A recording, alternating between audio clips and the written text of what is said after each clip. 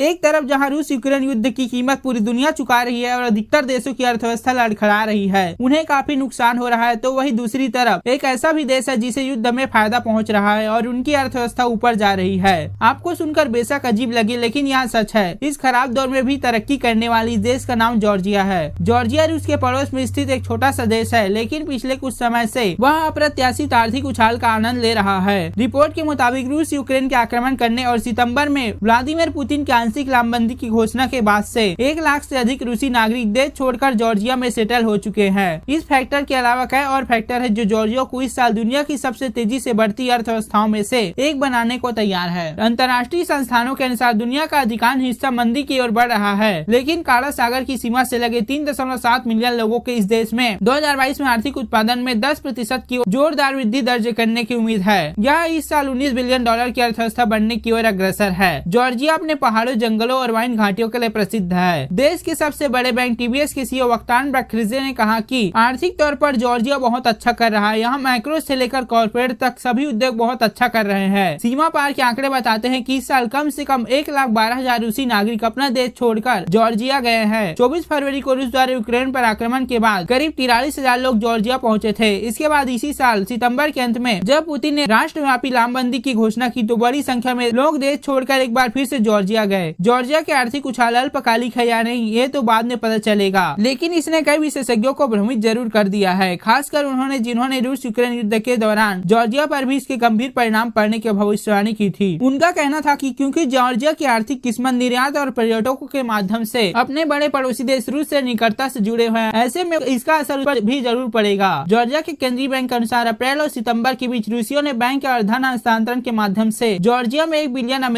से अधिक का हस्तांतरण किया है, जो 2021 के समान महीनों की तुलना में 5 गुना अधिक है। इसके अलावा रूसी नागरिकों के यहाँ आने से कई सेक्टरों में भी तेजी आई है।